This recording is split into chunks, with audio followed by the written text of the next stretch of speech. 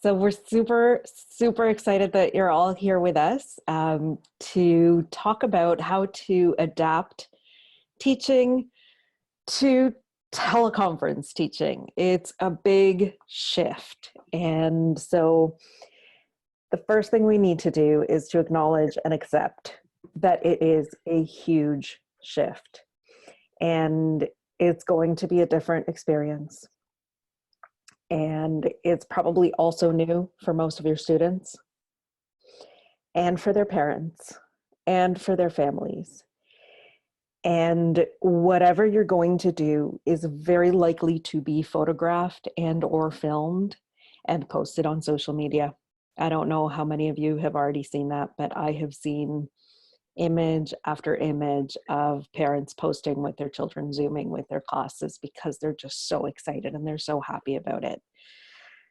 So you might have parents in the room when you don't even know they're in the room because they might be standing over there and you can't see them because they're off camera. So always keep in mind, no matter what you do, that you are likely to be being watched by more people than you think you are.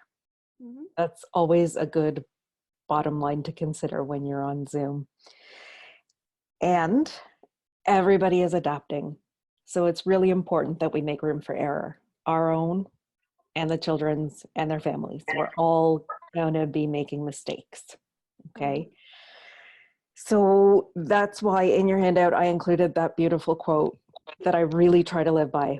It is well to cultivate a friendly feeling towards error, to treat it as a companion inseparable from our lives, as something having a purpose, which it truly has. And that is from The Absorbent Mind, Mistakes and Their Correction. I think that's something we all need to be living by right now in these tumultuous times. So we have a lovely little visitor there. First, I want to ask, how many of you have used Zoom before? Please raise your hand if you have used Zoom before. A little bit. Excellent. Okay. And will you be using Zoom as your main platform as you move into teleconference teaching? Unknown? Mostly, yes? Okay. All right, good. That's good for us to know so that we know, how much to focus on the actual technicalities of Zoom as opposed to the actual preparation and the running of the meeting. So our plan is to go over the preparation of the environment and the preparation of your materials and how to prepare your participants. And then we'll take a little break if you need it. And then we will go over how to manage the call itself. Okay. I think, Andy, we might want to go over a little bit of just, for some people who've never used it before, just a little bit about like the chat and yes, basics. So if you use your mouse and hover down across the bottom of the screen where you see the people, you see like a little grayish colored bar that says mute, stop video, manage participants, etc., etc. If you click on, or yours should just say participants. If you click on where it says participants, a box comes up on the right hand of your screen that shows who all is here. If you go over to where it says chat and click on that says chat, a dialog box comes up over on the right hand side, down at the bottom. You have the ability to chat to everyone. You can type a question in there if you have a question, and we'll make sure to be sure to answer it. Or if you have that box open and you click on where it says everyone, you see all of the participants, and you can click on one, and then you can send a private message just to that person as well. Okay. Okay. Yep. You got it, Lynn. Adam, you got it. Very good. Okay. Now the other thing that you should know is that up at the top, just to the left of where it says participants, in the black part of your screen, you should have a box that it either says speaker view or gallery view. And right now, if I'm a very large picture in your screen and you have little pictures across the top, click on the box that has squares inside of it. You'll see many smaller squares. Does that make sense? I tend to like that, especially when you have lots of people participating, then you'll be able to see more people. Does that make sense? So if you, like right now, if I click on it, I have the speaker view, and then I click on it again. Now I have the gallery view, so I can see everybody a little bit more easily. And when you get the gallery view on, the person who's being recorded or who the focus is going to, there's like a yellowish colored edge around the box. So,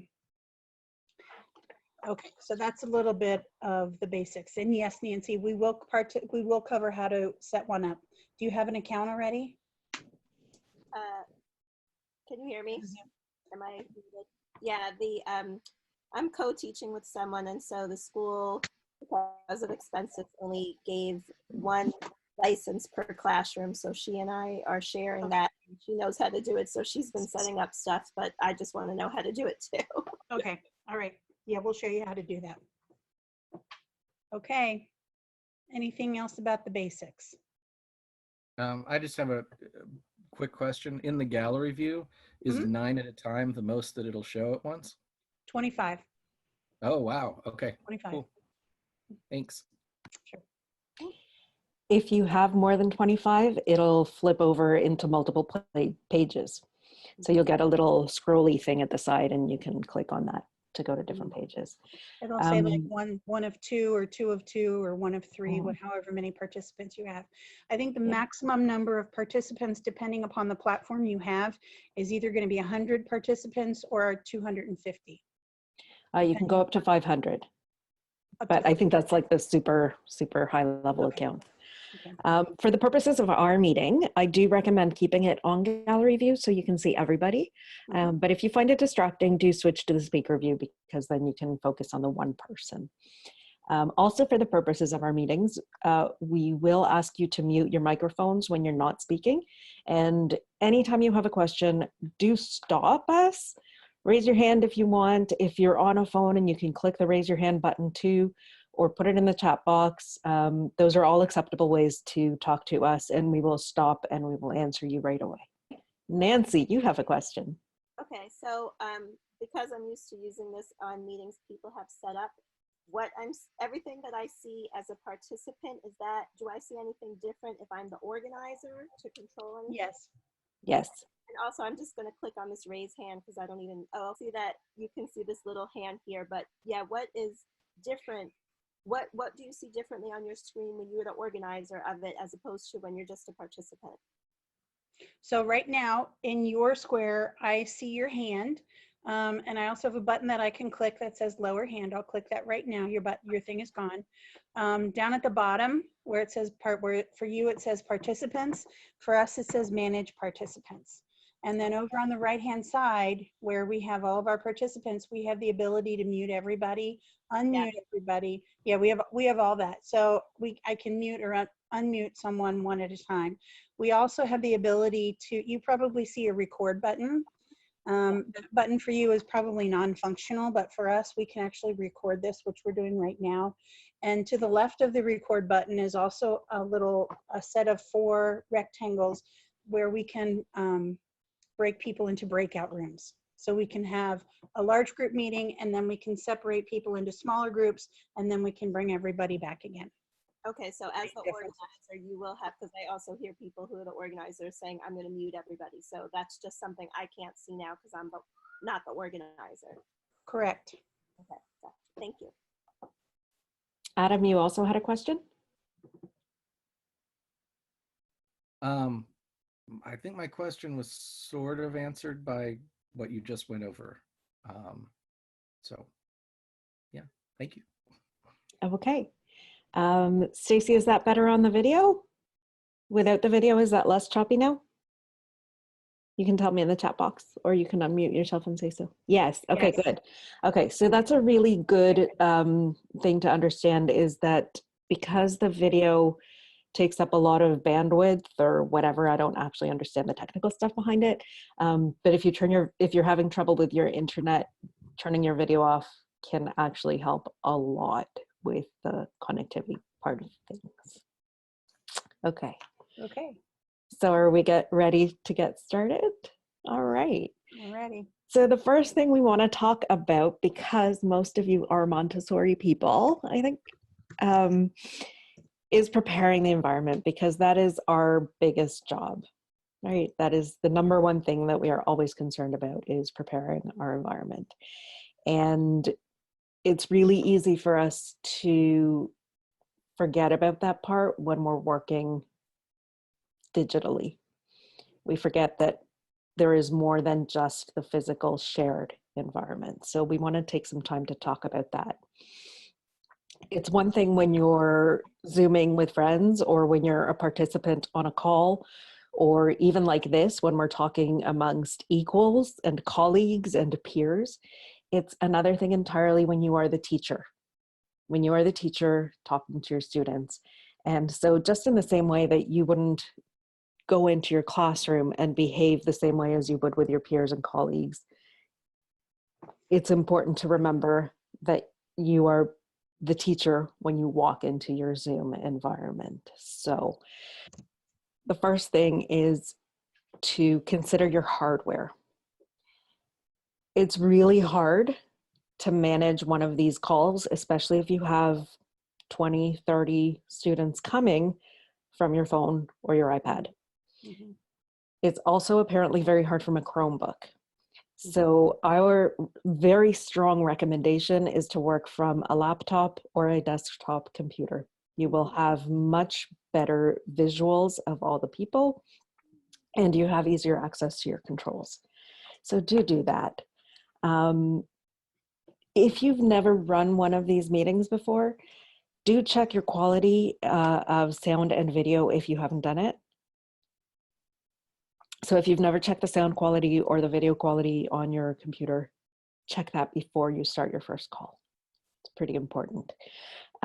If you are able to get access to headphones with a microphone, do it. It makes a big difference in terms of what other people can hear from your space, and in terms of what you can hear from other people's space.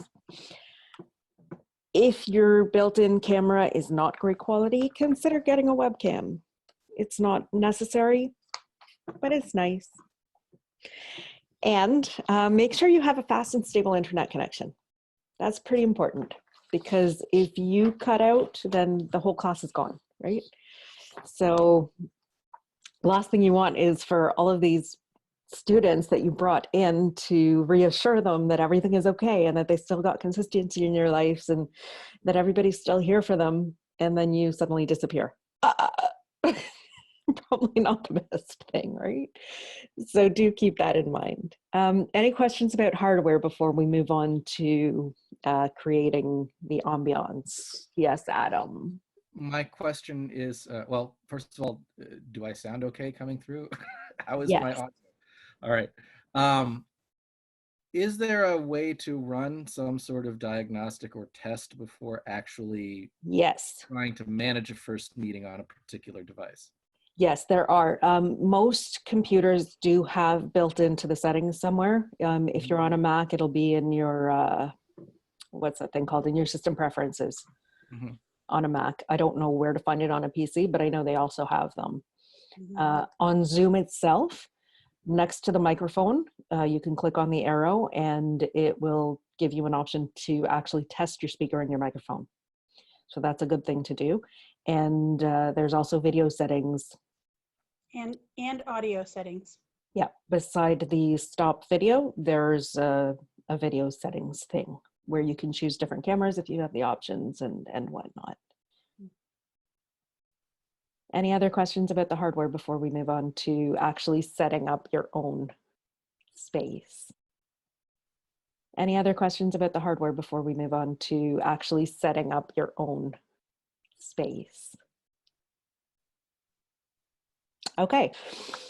So the second consideration when preparing your Zoom environment, what will people see and hear? Number one, check your camera angle. You want your camera to be about eye level, because this way it looks like I'm talking to you. If your camera is set higher, not only does it cut my face off, but I'm no longer looking at you when I'm talking to you, right? So best angle is to have your camera right at eye level. That way it's real easy to just, I can see all of you and it still looks like I'm talking to you. Second thing is to check your background. You want to try to be not terribly cluttered behind you, especially if you're working with the younger children, right? Because as we know, our environments are clean and beautiful and attractive. And so what we want to try to do is to see if we can find a way to recreate some of the aesthetic of that classroom, right? And it doesn't have to be anything truly special. This is my dining room. That's it. Is there anything that appears on screen that is really, really distracting? Just, things to think about. Are you in a part of your home that is appropriate for your students to see, right? Like, you really don't want to be running a class from your bed, for example. Just a thought, right? And remember that it's not the entire space or the entire room that needs to be beautiful. It's just what's actually going to be on screen. And that's really easy to forget, right? Like I've known people kind of go crazy and like think that they have to clean out the entire room. So I'm going to take you behind the scenes for a moment. Okay. This is my beautiful Zoom space. And if you zoom out for a minute, this is my actual space. Okay. So it's not about having to change everything. It's just about making sure that what's on camera is something that you want your students to see. And that's going to make your students comfortable and happy. I'm so glad that makes you feel better, Adam. Nancy, you asked about video, the virtual backgrounds.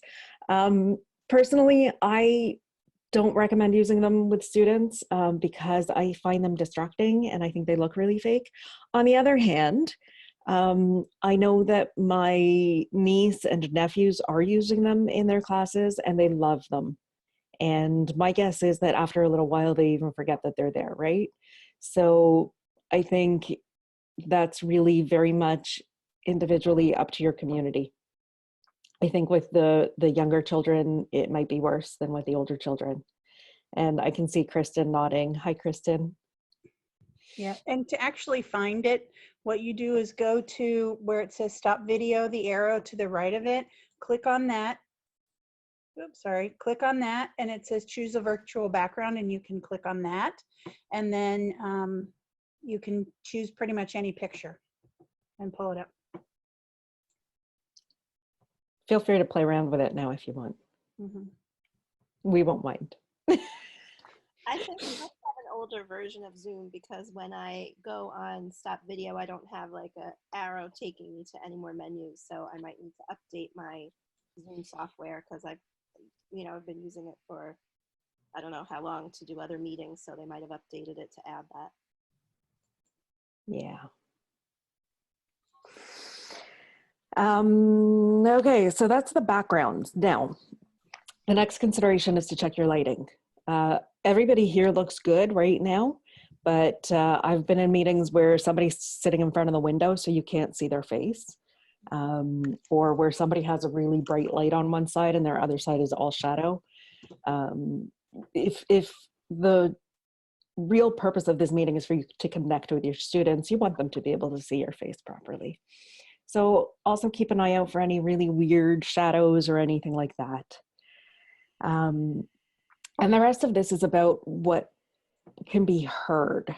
So the sounds of other people around can be really distracting. So if you can, do isolate yourself from the call as much as you can. Let your family or whoever else is in the house know that this is what you're going to be doing and that you need this space, and tell them. I have levels with my son of interruptibility. So for us, this would be like a 911 level interruptibility, right?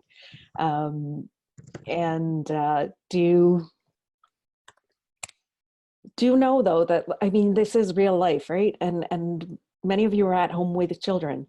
So there will be interruptions. So let your students know that there might be an interruption, and that's okay. Just let them know to expect that. The sounds of other people can be really distracting. Running water, closing doors, footsteps, and Zoom picks everything up. And the thing about Zoom is that it's really great for a lot of things. What it's not great at is processing sound from more than one input.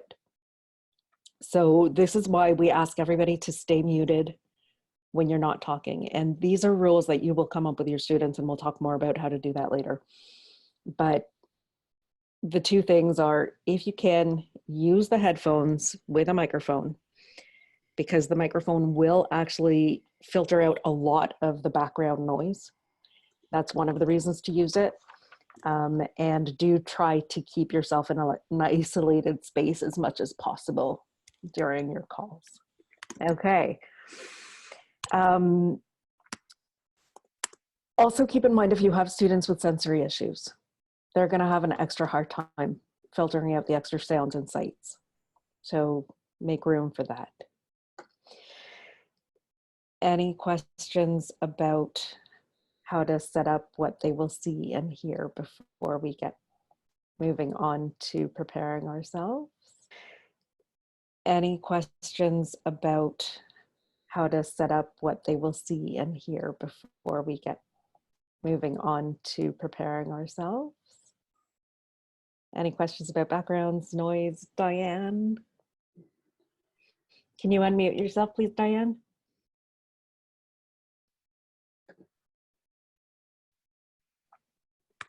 Am I on? Yep. Yeah. Okay. Trying to imagine toddler music Mm.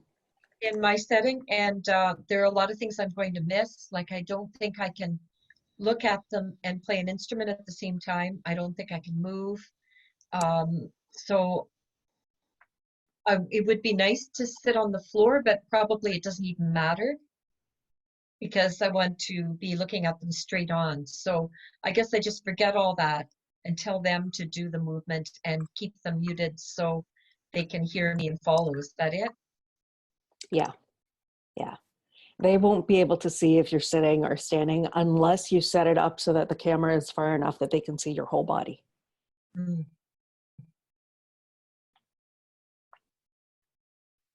Okay. Okay. Nancy? I was just asking, thinking, sorry, this was probably should have been asked before about the hardware. What kind of headphones are you using? Because the ones that go in my phone, I don't have a computer port that will fit into. Oh, yeah, these are just my normal telephone ones. Yeah. I need a, Yeah. to look about Yeah, that. Kristen? Can I jump in, Nancy? Absolutely. I have iPhone. Yeah. Right, but those headphones don't work. I just use the cheap $5 headphones from Target. They That fit kind of thing. into a port on your computer. What's that? It fits into a port on your computer. Okay. Mhm. I'll have to get It another- does. Just so I would check just to see what you have hanging around. If you have some random ones, and you can tell, how does it sound? Does it sound? Yeah, it sounds fine, and it mutes the sound enough from the rest of the distractions. But I did find that using the iPhone headphones didn't work. Yeah, it didn't fit. Yeah, no. Yeah. Stacy, that is an excellent question. So Stacy in the chat is asking about accommodations, and do we know if there is any captioning or any other of those kinds of accommodation features that are pre-installed? No. Zoom does not have any kind of closed captioning or automatic transcription services. So that is something that you would have to look at separately. And YouTube does, though. So if you record your calls and upload them to YouTube, they do have the automatic subtitle closed captioning thing that they do. Mhm. You know, that's also a good question to ask the people at Zoom, because any question that I've had and I've emailed them, they've been very good about getting back to me. Yeah, they're on a bit of a delay right now because they're Yes. like super, super busy. Yeah. But generally their customer service is excellent. So are we ready to move on to preparing ourselves? Because as we know, we are the most important element in the environment, and who we are is the biggest lesson that we are ever going to teach, right? So the first thing is you've got to be presentable from mid-chest up. Mid-chest down, we don't care what you're wearing. I'm wearing my PJ bottoms. So wear whatever you want on the bottom, but from here on up, do remember that, again, you are with your students. They need to see you the way they know you. So from here up, look however you would look when you're going to work. That's it. It's not hard. Do give yourself time before the call to get everything you need gathered. We're very used to walking into a space and being able to get up and get something and come back, or, running in a couple minutes late or whatever. When you're doing something like this, you've got to take a couple minutes ahead of time. Make sure you've got your notebook with you, your glass of water, whatever it is you're going to need. Have it in the space already and give yourself a couple of minutes. Make sure you've got your charger with you. Do not forget your charger. That's crucial. And also have a plan or an agenda. I know that's very counterintuitive for us Montessori people. We don't like planning and agendas because we like to follow the children. But when you're on a call like this, there's much less room for that kind of flexibility. And it's so much easier to go off topic and to wander away and not come back to what you need to do. So just know what you're going to be doing. It's way more important to have that when you're running a meeting online or a class online than when you are in person. So any questions on any of those points? Okay, so the fourth consideration when it comes to preparing your environment is Zoom itself as an environment. Zoom has amazing features that you can use to help yourself manage the call. And we're going to talk later about how to actually manage the call.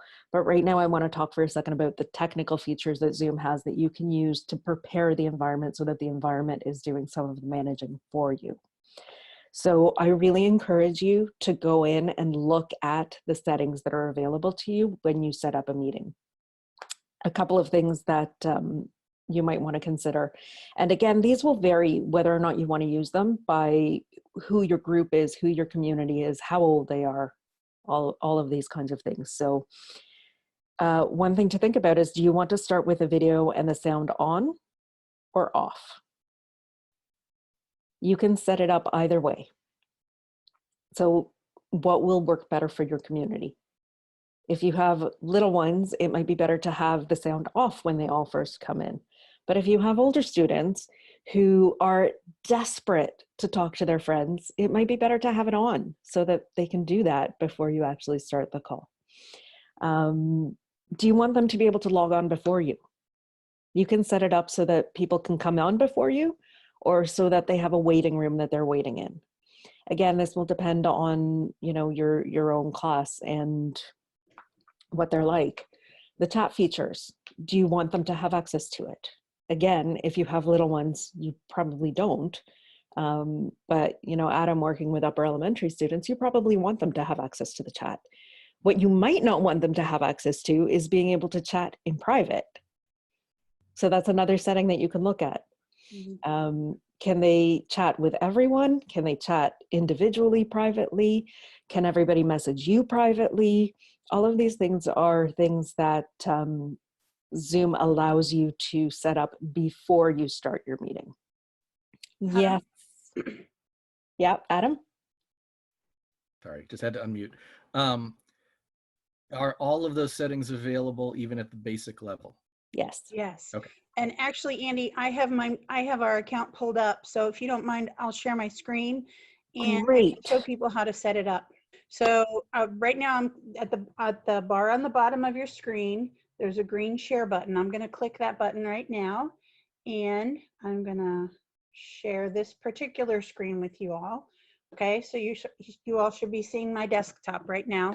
So up here, it says schedule a meeting. To see where my cursor is right there, schedule a meeting.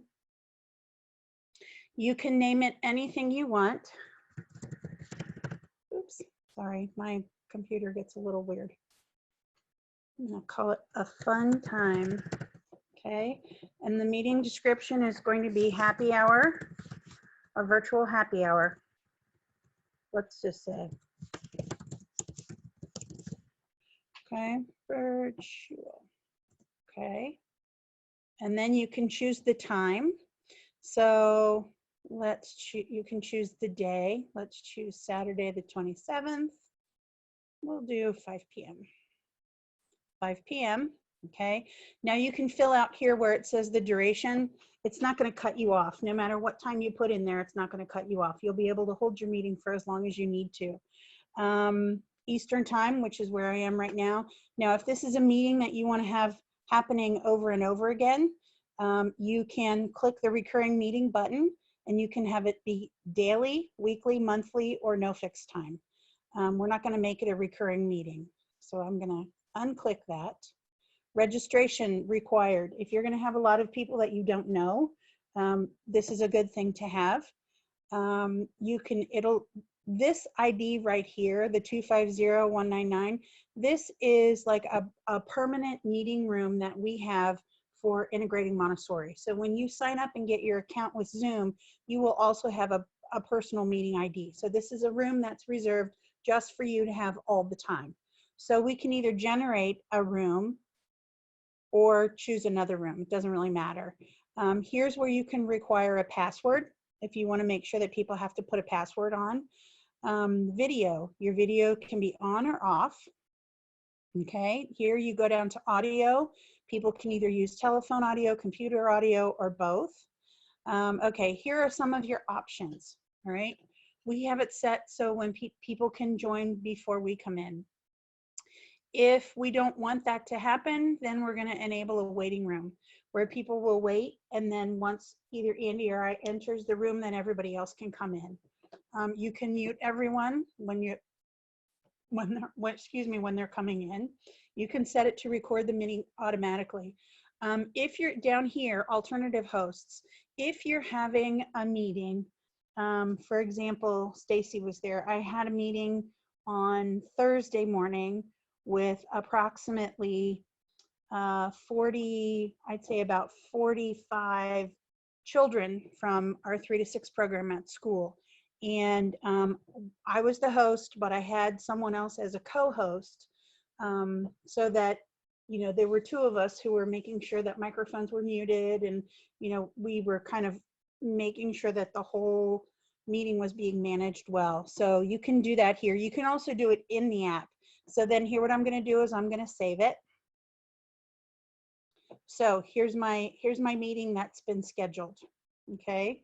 Now, if you go over here, I'm going to move our pictures out of the way to the right of my screen.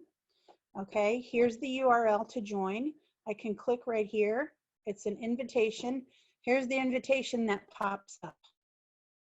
I can copy the meeting invitation, and now I have it copied, and I can go to an email. I can go to Facebook. I can go wherever I need to go and paste it into whatever format I need and send it out to people. Any questions about that? No. Adam has his hand raised. Oh, Adam, yes. I can't hear you, Adam.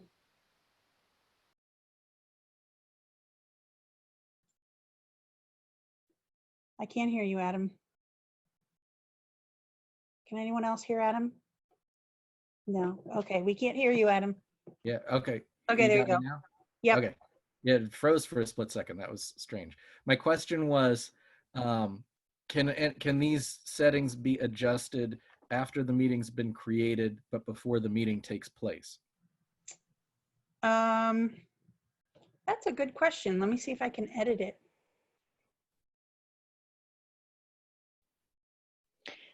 Right there, Beth, it says edit this meeting. Edit this meeting. Here we go. Okay, So yes, then we can go back and adjust it. great. Okay, and then save it again. Nancy, you had a question?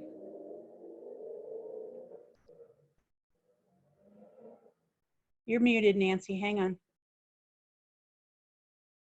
Sorry.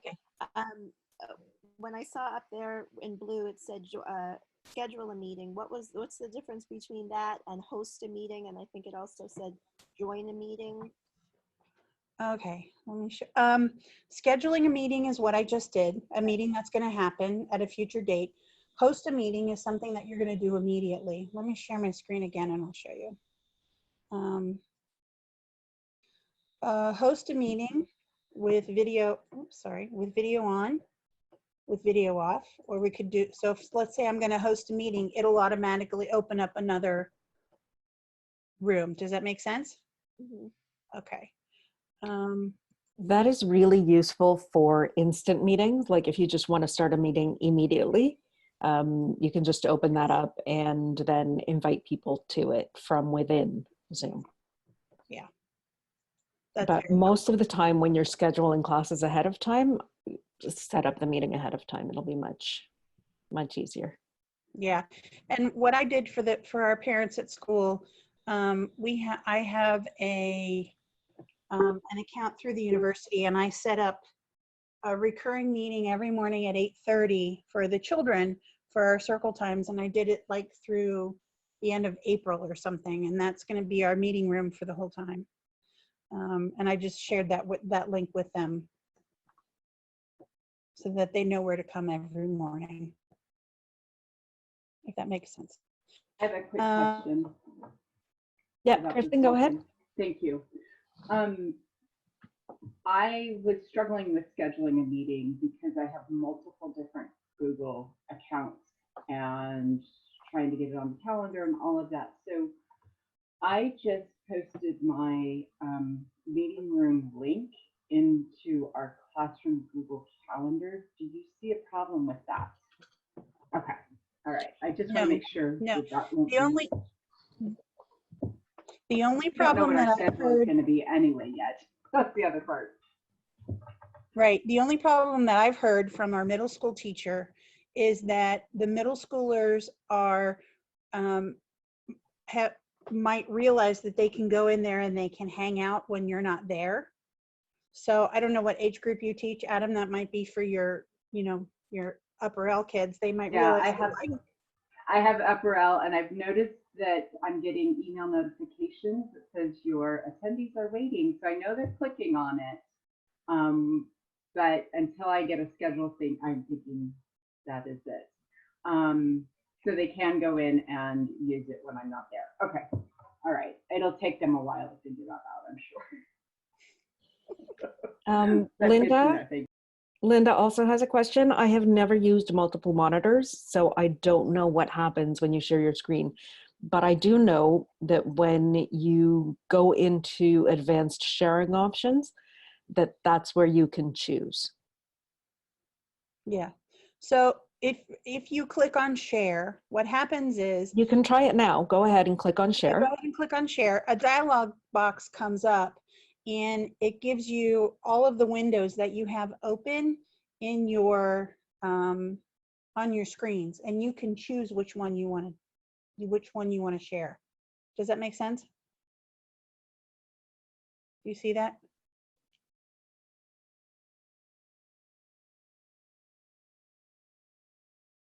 Yeah, and the rest of you can try that too. You can click on share. Oh, yes, there is also a whiteboard. You're absolutely right. The whiteboard feature is actually pretty cool. Yeah, we'll talk about that when we get into managing the meeting. Yeah. Yeah. Yeah, the whiteboard's pretty cool. And the tools that you can use to keep your students engaged and keep the content interesting. Yeah, it's pretty cool. Yeah, it's pretty fun. All right, so any last questions about preparing your environment, as it were? Okay, so let's move on to preparing your material and preparing your participants. Now, planning for online is different from planning for in-person teaching, and that sounds really obvious, right?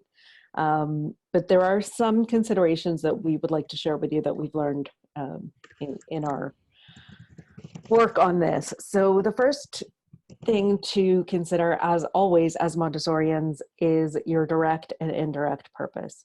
Now, no matter why we're gathering, our direct and indirect purpose actually during this pandemic is always going to be to offer a sense of connectedness and consistency.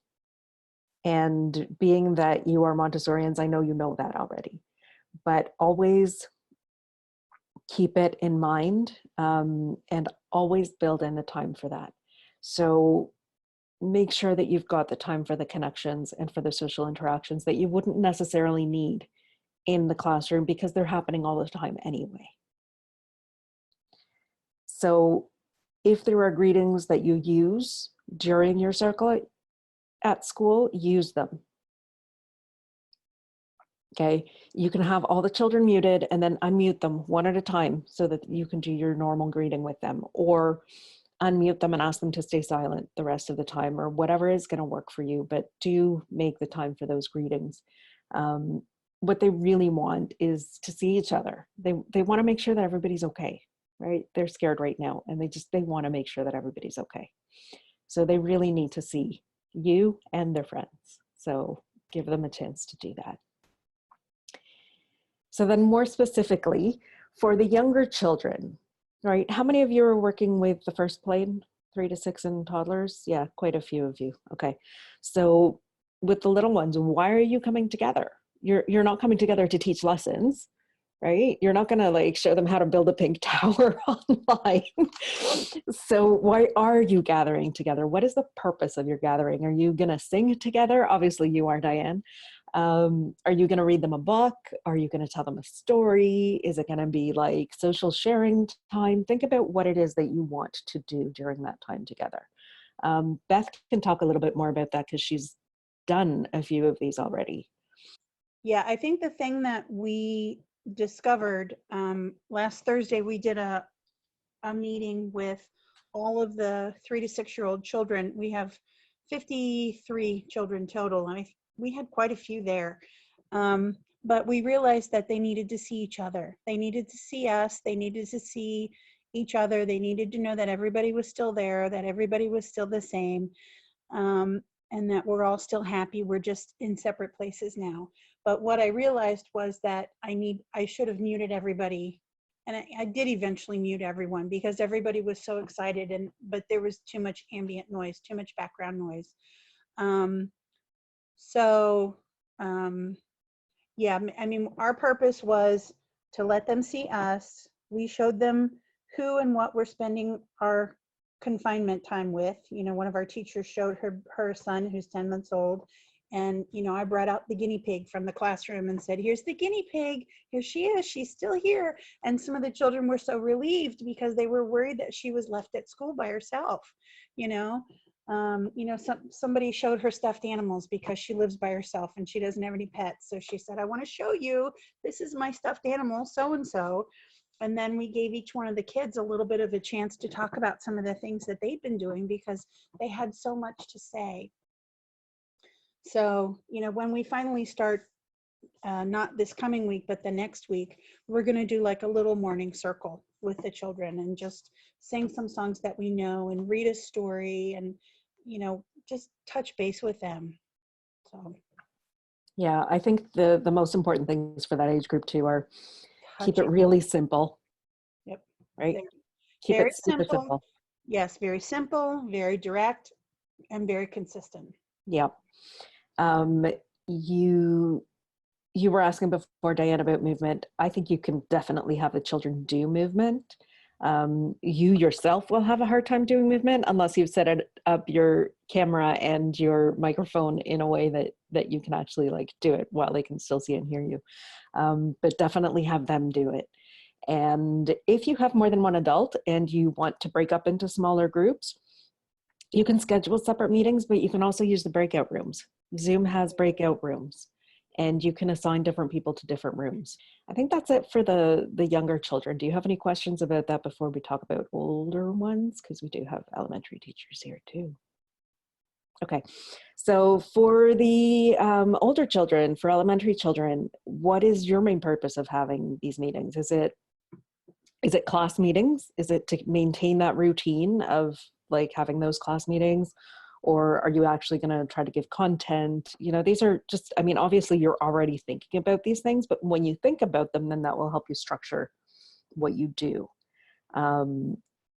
So I would recommend to maintain whatever routines you already have set up for your circle times as much as possible. And at the same time, remember that this is all a new experience. So in a way, you're going back to the very first circle you had at the beginning of the year and resetting, right? So create new community expectations with the children, just like you would at the beginning of the year. Yeah, Adam? This may be kind of more of a philosophical question. I love But those. I'm just curious to get your feedback on it. Something I'm observing just in the limited contact I've had with my students this week and their parents seems to be that children who might not have needed as much external imposed structure in the classroom need more of it now. How does that manifest itself in this kind of meeting in your experience? I've never had a meeting with elementary students, to be honest with you, other than my niece and nephews when we were trying it out so that they would know what was going to happen when they went into their classes. So I don't really know how they will behave while they're on the call. Kristen, do you have any idea? I don't either. I've only met one-on-one with them, Adam. I had two of them that I met with yesterday just to see what that would be like to manage. And I told them, I said, I want to see how I can manage this and what holes there are, understanding full well that they're going to be distractions. And the one thing that I've experienced is the micromanaging from the parents. I have a student who's not very tech savvy, and mom and dad are doing everything for the student who's a fifth-year student. So, you know, so that's something that's going to be interesting to navigate.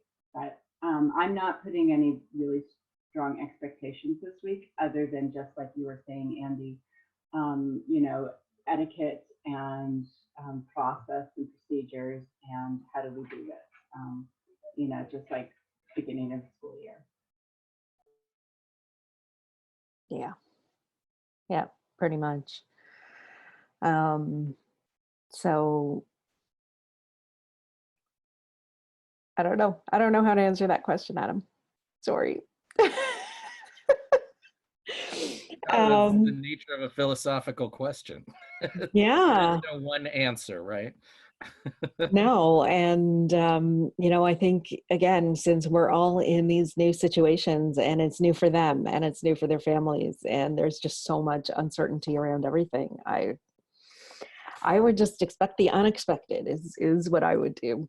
Yeah, but I think it's really important to make sure that when you first get on the call with the kids, you mute everybody, and the first thing you do is say, let's talk about some grace and courtesy here. Here's what we're going to do. These are the rules, just like you would when you're in a circle at school.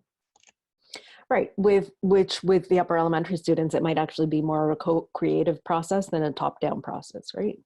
So again, you know your students, you know what they can handle. Well, you're going to find out what they can handle in this environment. And it'll happen, right? It'll be interesting because my classroom is actually it's a blended 6 to 12 room. But since we've kind of gone out, my partner has been primarily focused on the lower elementary, and I've been primarily focused on the upper elementary. Tomorrow's meeting, we're doing a whole class community meeting, but then the next day I'm planning to have just an upper L meeting. So it'll be interesting to see what the difference in the flavor between those two is. Yeah, my guess is you'll see a difference between the age groups at this point, without that prepared environment to regulate everything, right? So the other thing we wanted to talk about when it comes to the older students is when you do get into content delivery, and I think, Mary, this is where these are the things that are going to be useful to you as well with what you're talking about, working one-on-one with students on, you know, particular issues. So I would recommend, like we did, sending the worksheets or handouts or readings or whatever it is ahead of time to give them a heads up of what's coming. And the other thing you can do is share links in the chat. So if you don't want them to have it ahead of time, you can just pop the links in the chat. You can upload them anywhere, Google Classroom, wherever it is you have them, and do it that way. You can also, like Beth did, do screen sharing. So if you want to have a collective reading, you can put it up and read through it together, or, you know, whatever that is. Anything you can show using a projector, you can use screen sharing for. So you can create PowerPoints, you can share YouTube videos.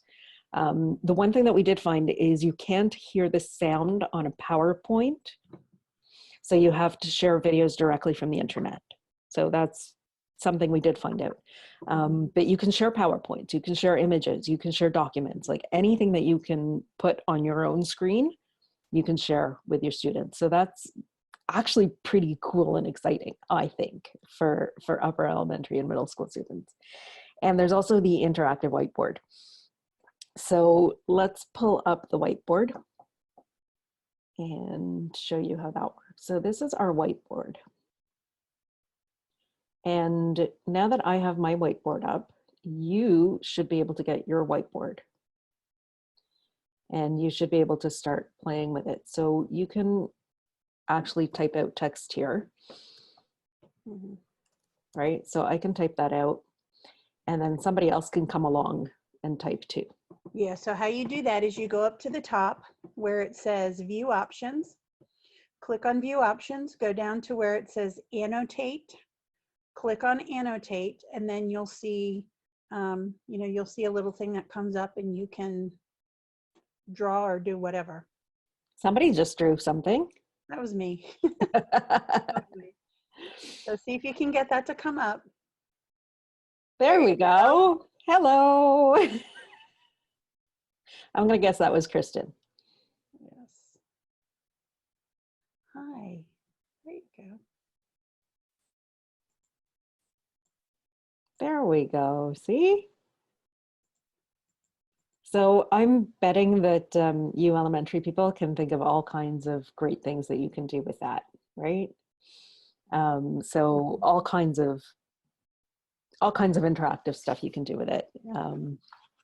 So I really recommend playing around with that. And you might want to play around with it on your own before you bring the children onto it. I don't know. Yeah. Adam has a question. He's not seeing where the whiteboard option. Yeah, that was my question. Okay, so go up to where, go Okay, down let to me share it share. again. Go to the share button. Oh, okay. Yeah, you can do it. Go to the share button. See the share button? Okay, click Yeah. on that. Mhm. You should have a thing that comes up that says you should have screen and then whiteboard and then iPhone and iPad. Do you see that? Oh. No, when I click on share, it says, what do you want to share, desktop or application? Okay, so it might be because you're not a host. Okay. Okay, so let me pull up the whiteboard again. Okay. Okay. Now, there's a bar at the top where it says mute, stop video, whatever, and then whiteboard. No? Mm-mm. No, Okay, what do you see, Beth? you have a Mac or a PC, Adam? This is actually a Chromebook. Okay, We so had that Chromebook might problem not the work. other day. I don't think you have a whiteboard option on a Chromebook. Okay. Laura should have one on her computer though. Got it. Thank you. Yeah, so that would be why. And again, another reason we recommend using actual computers when running the classes. Yeah. So the other thing is, if you want your students doing follow-up work or partner work or any kind of like small group interactive, whatever, use the breakout rooms. Breakout rooms are fantastic. You can call them back in And it's probably going to be easier to bring them back in than if you were actually in the classroom, right? Because you just click the button and they're all there again. So that is, that's how we recommend preparing your materials. The other consideration obviously is timing, right? Obviously with the younger children, you want to keep it really short. You want to keep it to 15 minutes, 20 minutes of actual like interaction, right? Obviously, if you're going to give them a chance to all talk, it's going to take longer. So try to keep the call to 15, 20 minutes. For older students, you know your students well, but we also know that even adults can only focus for about 5 minutes when we are talking at them. It's really easy to fall into just talking at people when you're sitting behind your computer. So keep an eye on that. Make sure that whatever you plan is interactive. You can break it up with questions, right? We've been asking you questions consistently. Ask them to respond either physically, right? You can like create your own hand signals, whatever you want things to mean. You can ask them to talk with you in the chat box. You can have breaks, right? Have them stretch, have physical activity breaks, do breakout rooms. Any kinds of games that you would normally play with your children, you can play here too. Do check-ins, like whatever you need to do, right? But just make sure you plan it in ways to break it up when you're looking at that. And then the last thing to consider when you're preparing for the call is preparing the parents for the call, or the guardians, whoever your students are going to be with when they're going to be coming on that call. So once you have your plan, once you know what your meeting settings are going to be, let the parents and the students know what to expect. Okay, remember that this is as new to them as it is for us. And keep in mind the limitations that each family will have. So if you know that there's a family that has no internet access, like how are you going to manage that, right? Do you know if all of your families have access to computers, headphones, phones, whatever it is that they need to get online, and find ways to support them in being able to get their children online. And if it makes sense for your community, we do recommend having a call like this where you can talk to the adults and let them know what you're going to be doing, right? Get them used to using the software so that they can support their students, your students, when they are at home using the software. And I think that's even more important for the little ones, because the toddlers are not going to be signing on by themselves. They're going to need their parents there with them. So their parents need to know how to use Zoom. So if it makes sense for your community, have one of these kinds of calls. Do refer them to the Q&A pages. Zoom has excellent Q&A pages that you can go to, and they like tell you everything. So send them there. And do set really clear expectations with the parents as to when they can and can't be in the room. And this is more for the older children, right? There are times that it's going to be easier for you to manage the older children if the parents are not around. So set those expectations and make sure that you do have legal in place, right? Do you have student waivers for publishing images and whatnot? Make sure you have all of that in place before the call. And make sure the parents know whether or not they are allowed to take pictures of other children. Because like I said, I've already seen them online, right? So just make sure that all of that is in place. And talk to them about the preparation of their home environment and what you're going to be able to see of their houses. Remind them that you're going to be able to see their houses. So if they don't want you in their bedroom, don't answer the phone from their bedroom, right? And the other big thing is to make sure that the parents know when you are available to them and their children. Because what we're hearing a lot is that because we're online, there's a lot of softening of those kinds of boundaries, and teachers are feeling overwhelmed with how much the parents and the children feel like they can just be in touch night or day. Yeah. Right, Beth? Yep. Yeah. We have to make, our director was very clear. She said we have to be available from 9 to 3 every day. And she will be very clear to the parents that that's when we're available. And we will answer emails, all kinds of stuff during that time, but that's it. Yeah. Because we have other things we are worried about right now. Yes. So that is what we have for you as far as before the call. The next thing that we want to talk about is the call. Now, keeping in mind the time and that you've already been sitting here for an hour, do you have any questions about anything we've already talked about? And do you want a little break? Because if we were live and in person, we would be taking a 5-minute stretch break, right? So let me ask first. No, I'm good. I'm good. Okay. Any questions on any of the preparation piece? No? Okay. So now I'm going to ask for a yes or no. Do you need a break? Yes or no? No, no, no, no. Okay, excellent. Then let's keep going. So the call itself, this is the hardest adjustment to make because we've all developed our own styles of teaching, and we've all developed our own styles of talking and of relating to our students, and we're used to working in person and reading the room and the energy and using all of our senses and our peripheral vision. Whether we do it consciously or not, we all do it. When we're in a room, we're reading our community. And here we are all of a sudden looking at our screen and we've lost all of that extra stuff. So give yourself time to adjust because it's not the same. So give yourself time to adjust, to learn to read the room in a different way. It's a different skill. It really, really is. So, you know, all of a sudden you're going to have to learn how to read faces instead of bodies. Like it's different. So give yourself space and allow yourself to make mistakes. It's okay. When you're getting started with your call, if your students are new to this, like Beth was saying before, run them through all the features. Let them play with the microphones and the videos, especially the older children. The younger children, I don't know how much you want to do that, but the older children, they're going to do it anyway. So make the time for it. Let them play with the cameras, let them play with the videos, let them play with the virtual backgrounds.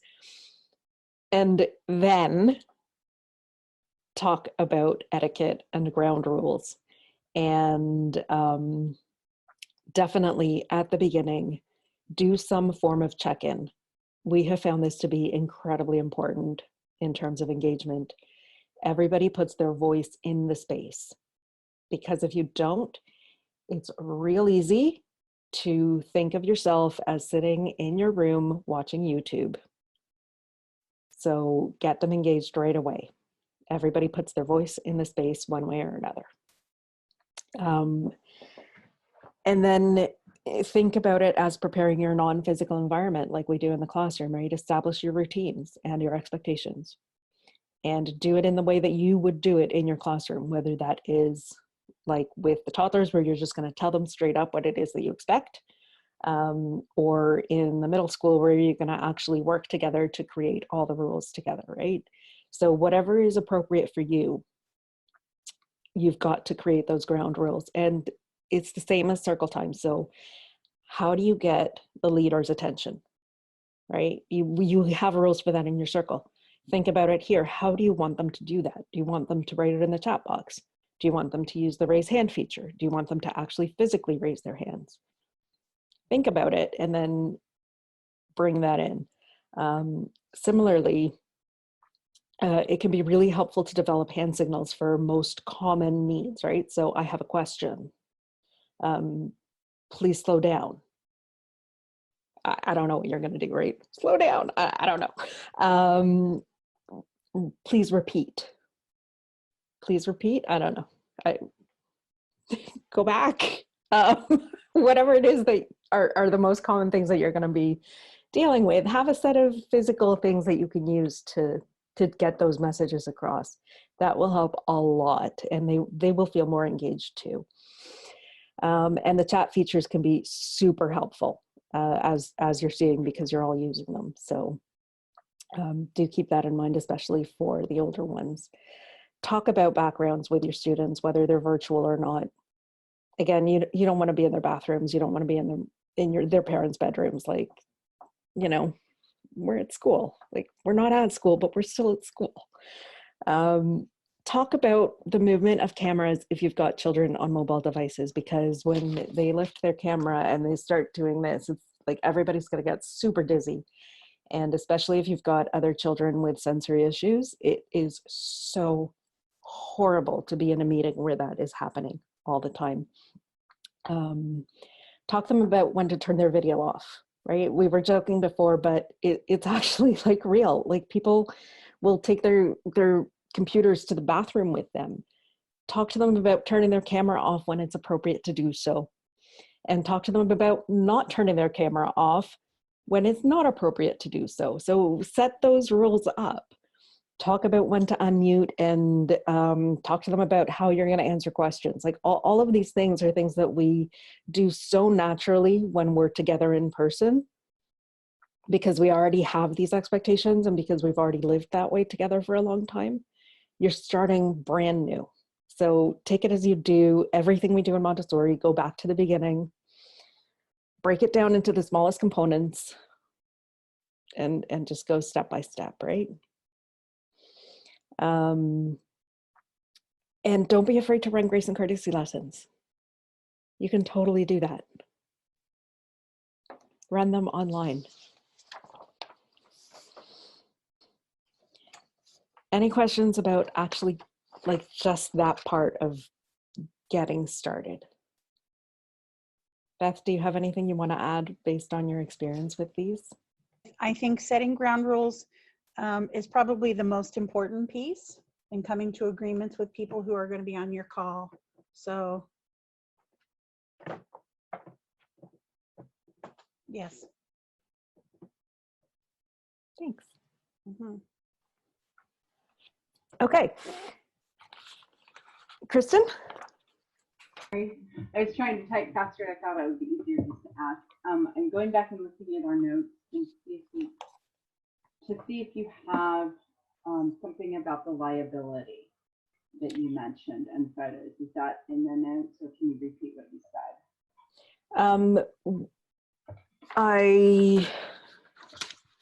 I don't know that I have it specifically written that way in the handbook, but what is important is to make sure that your school or you personally have waivers from the parents that the children's images can be used in public or shared on the line, basically. Okay, right.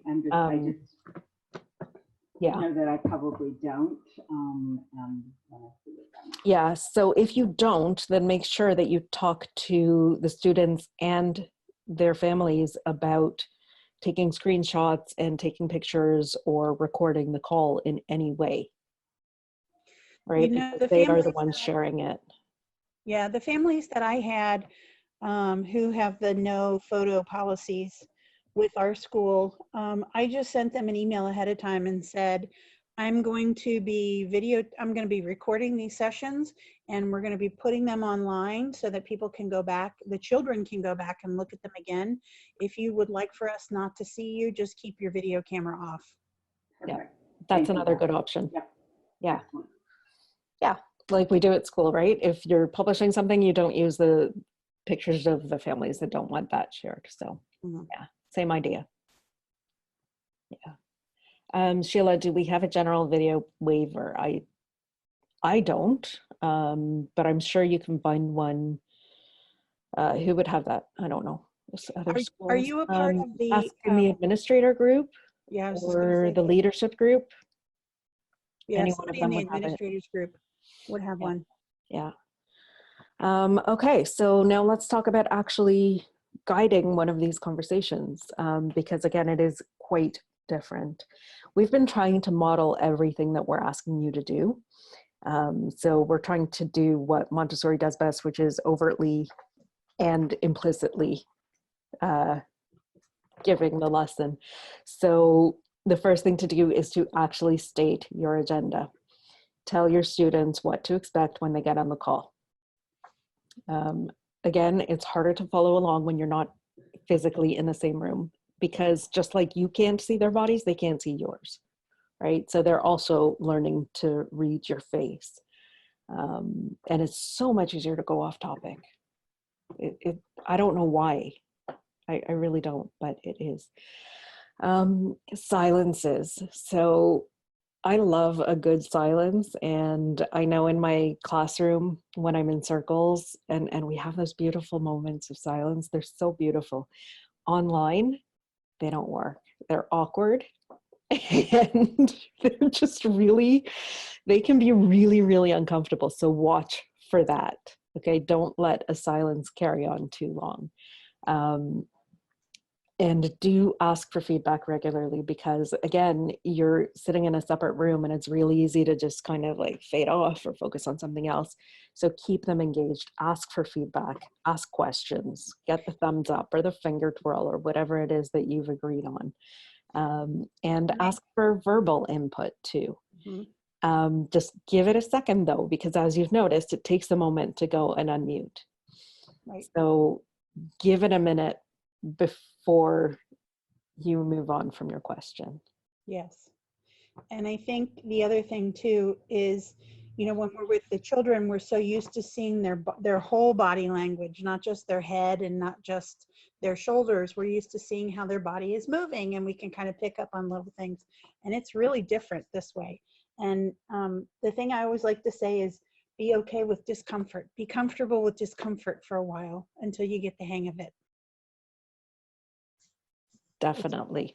It's okay. And give yourself some grace and give the kids some grace, because we're all trying to figure out how to do this at the same time. Yeah. What was it? Brene Brown put up that beautiful post earlier about being in a state of collective vulnerability. That's where we are right now. We're in a state of collective vulnerability. Yes, we are. For the older students, if somebody has a question or an issue that's unique to them, deal with it like you would at Circle, right? Tell them they can stay after. You can answer their question separately. That's even more important on here, because again, it's so much easier to get distracted when you're on a video call. Use their names. When you want somebody to talk, use their name. They can't tell if you're looking at them or if you're looking at somebody else. Right now, I bet none of you can tell who I'm looking at. Am I looking at Adam or am I looking at Diane? Do you know? You can't guess because I'm looking at my camera. So use people's names. Not only does it help you guide the meeting, and you have to be more active in guiding the meeting than you would in person, it also helps people stay engaged, right? Because you're calling on them. You're keeping them with you. Also look at your camera. Make sure again, you've got it at eye level already, so you're already ahead of the game, but look in the camera every once in a while or near the camera, because that will just, again, help you make eye contact with them, make them feel more connected to you. As far as positioning, being center screen is obviously best. And you also don't want to be completely stiff and immobile and turn into a talking head, because that's horribly boring and nobody's going to want to listen to you. So don't be afraid to move around a little bit, but also don't move too much, because, you know, if you just want to reach for that thing over there and you get up and you reach for that thing over there, then that's probably not the best thing for your students, right? And if you just, you know, when you're talking and you just want to lean over and then all of a sudden you're off screen, and that's just also not so great. So it's getting used to a different way of expressing. I actually think of this in a way that it's more like a performance than when I'm leading people in person. So, you know, perform, smile, be more expressive than you normally would. Use your hands. Be there with them. But remember that because they can't see the rest of you, you have to be even more expressive. So yeah, it is more like a performance than it is a normal conversation. And just give yourself time. Oh my goodness, just give yourself time. Yeah.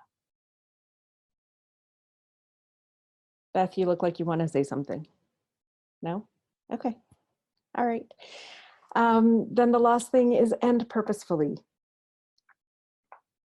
If you have, just like at the beginning, right? If you have an opening for your circles at school, use it. If you have a closing for your circles at school, use it.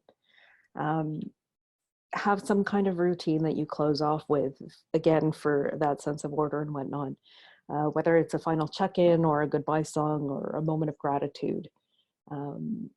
I think if we can build moments of gratitude in here, it would be amazing because we all need that right now, all of us. So do whatever it is you need to do and bring everybody together and make it feel like a community at the end. Any questions on how to manage a group while you're actually on the call? Any comments you want to make? Diane? Can you unmute yourself, please, Diane? Sorry. I don't know if you can help me, but I've been asked to do virtual piano lessons. So I'm trying to imagine pointing the computer so I can see, the students can see my hands on the piano, and having the computer pointed so I can see the students' hands. Do you think that would be possible? Yes. So I'll just have to play around with that. Yeah. Yeah, you can just play around with the camera angles. If you have an external webcam, it would be even easier because you can mount it wherever. Or if you use your phone, you can use one of those phone tripod things. Oh, it might be easier with the phone even. Yeah. Okay, thank Yeah. you. You could even have the whoever is around with your student or with you hold it if you're using a phone. Yeah, but I think that's definitely doable. Yeah. Thank you. You're so welcome. Sorry, Sheila just said she uses 2 cameras for her lesson recordings. So it is possible. Yeah, I would say so. I would say so. I'm waiting to see if anybody has any more questions or comments or anything else that anybody needs to know or to say. Thank you. Thank you guys so much for doing this. This has been extremely helpful. Really appreciate. You're welcome. Good luck tomorrow. Thank you. Let us know how it goes.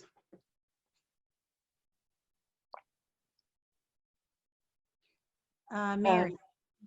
Mary has her hand up. Mary, can you unmute yourself, please? There we go.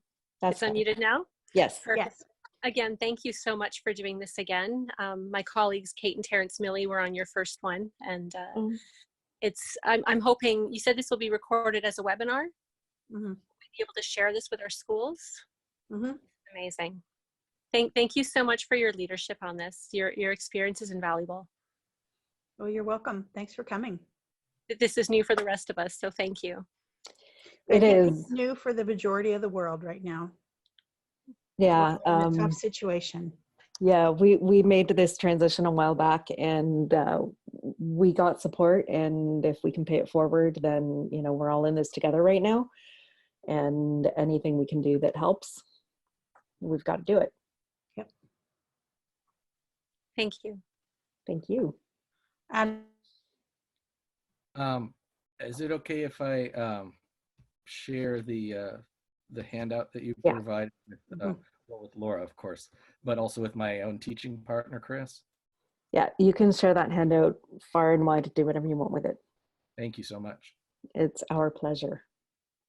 It's our pleasure. Seriously, this is uncharted waters for everybody, and we're all in it together.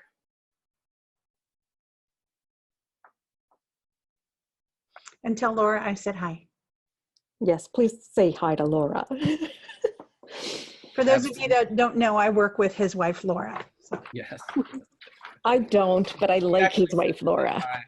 She said to say hi to you guys as well, and that while I'm on this, she's watching a movie with Max. That is so sweet. That is so sweet. Okay, so in order to end purposefully, like we said you should, why don't we, one last thing I actually wanted to mention was on the back page of the handout is a one-page cheat sheet, because this is so much information. But on that one page, you have like all the major points to look for right when you're setting up that call, okay? So let's go, and why don't we share the one thing that we think is going to be most useful to us in our next call that you learned tonight. And who's ready to say something? Kristen? Sure, I'll go. Oh, sorry, Sheila. I think I just feel a sense of calm now. Thank you. I've been feeling anxious about some of the unknowns, and while I know that my students are forgiving, and it will be chaotic, I want to be able to have some of the tools to manage the chaos. You know, with my 9 to 12, it's part of the nature of the beast, but just having a little bit more sense of calm, I appreciate. So thank you. Thank you very much. And the structure and the cheat sheet, but thank you. Thank you. Sheila?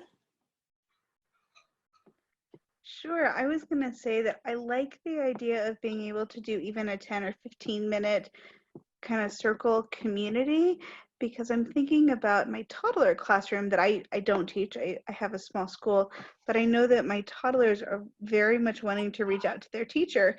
And I'm thinking, oh, this could be a way that we could do this. And I will tell you all what we're doing right now. I do still have some students, but it's a much different setup in my school, and it's a very small school. But we have totally disinfected the entire school, and I feel comfortable bringing teachers in so that they could do it from the classroom itself. That I'm thinking that's a really good idea for the toddlers, so that they can have some normalcy and some consistency. Mm-hmm. And they might be happy to see their environment too. Yes. But be careful. You know, here in Ohio, they just today said that everything is shut down except all essential services. Yeah. So, yeah. We're being asked to stay open right now. We're taking care of children who are not ours normally. These are community workers' children, that they're healthcare workers' children.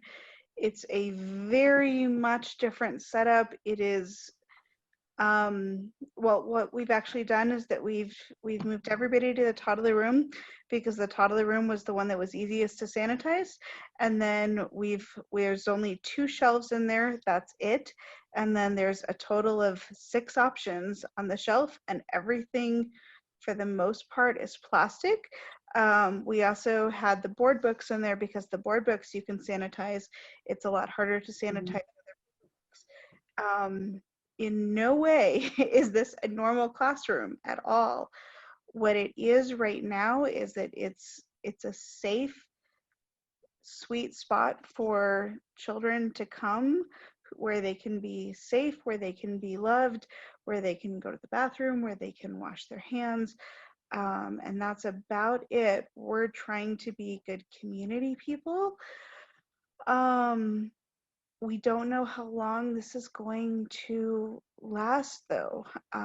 It's very much a juggling act, and I'm not going to tell anybody to make the same decision, because I think it's also very risky. At the same time, I think not doing so is very risky. I think that everybody's trying to do the best that they can. So That's all we can do right now. Yeah. Yeah, definitely. Yep. Good luck with it. Diane, what are you going to use for your next meeting? Well, I just typed there. I think that the first thing I need to do is talk to the parents. So thank you for that idea, just for reassurance and to tell them what my thoughts are and how I'm going to try and put this together. And maybe just do a little piece at a time for my comfort level, just build it up slowly. And yeah, so many ideas. Thank you so much. You're so welcome. Mary or Adam? I appreciate all the guidance that's been given in terms of how to set up your environment, how to prepare ourselves ahead of time. The reminders that we need a new grace and courtesy lesson on how to work together in this online environment. And I also appreciate the emphasis that you put on us needing to be responsible for providing that consistency and structure in this time of chaos in everyone's lives. Thank you. Yeah, I think that's our most important job right now. Absolutely. Yeah. Adam, you want to throw your voice in there one last time? I think that just in general, the idea of having to reestablish very clearly from the outset structures that by this point in the school year are normally pretty you do without thinking. It's going to require a whole new kind of mindfulness on the part of us, me and my partner, but also well, yeah, I mean, so just I think I feel very positive having that reminder of just how intentional I need to be, because I think I was a lot of the things that you said I had sort of thought of and like, oh yeah, that's one more thing I need to think of, but I don't think I've been as intentional in preparing my agenda and in preparing how I'm communicating that agenda as I think I will be now. Awesome. Beth, what about you? What are you going to do differently next time? Who, me? Yeah, you. Oh man. Well, we have this week off for spring break, so I'm not doing anything this week. I don't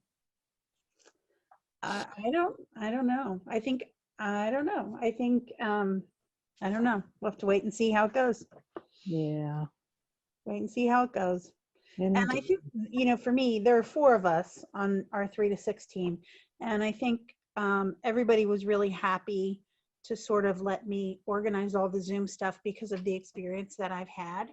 And I don't mind doing that, but I think they all need to learn how to do it too. So I'm going to be, part of my role, I think, is going to be teaching them how to do it in a way that they can just do it. And they won't have to rely on me so much. Yeah.